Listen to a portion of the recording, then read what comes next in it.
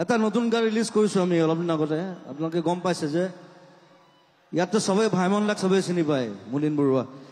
তেওঁ ইয়াতে গোটেই নাটক কৰিলে, গোটেই জীৱন গোটেই থিয়েটাৰৰ লগত জড়িত। গতিকে ভাইমন দাৰ ওপৰত আমি আমাৰ গোটেই টিমটোৱে এখন চিনেমা বনাইছোঁ। মই তাত মিউজিক প্ৰডিউচাৰ হিচাপে আছোঁ।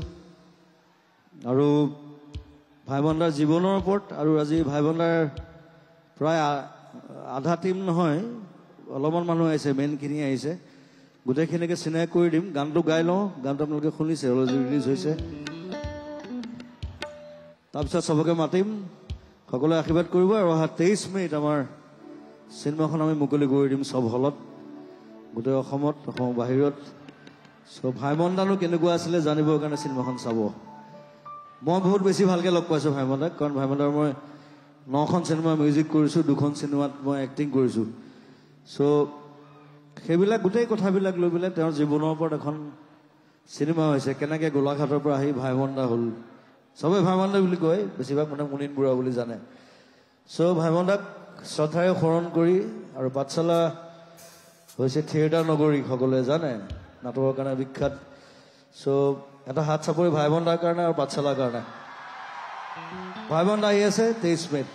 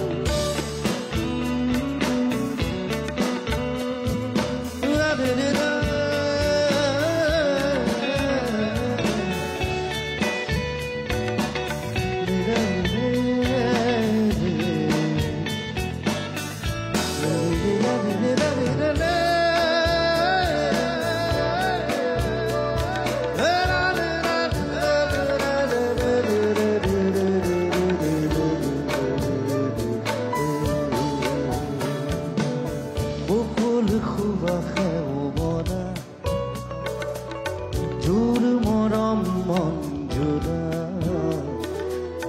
পুৰণি টানি ৰৈ সুন্দসিবি হৈ সজাৰা ঘৰ নিবৰা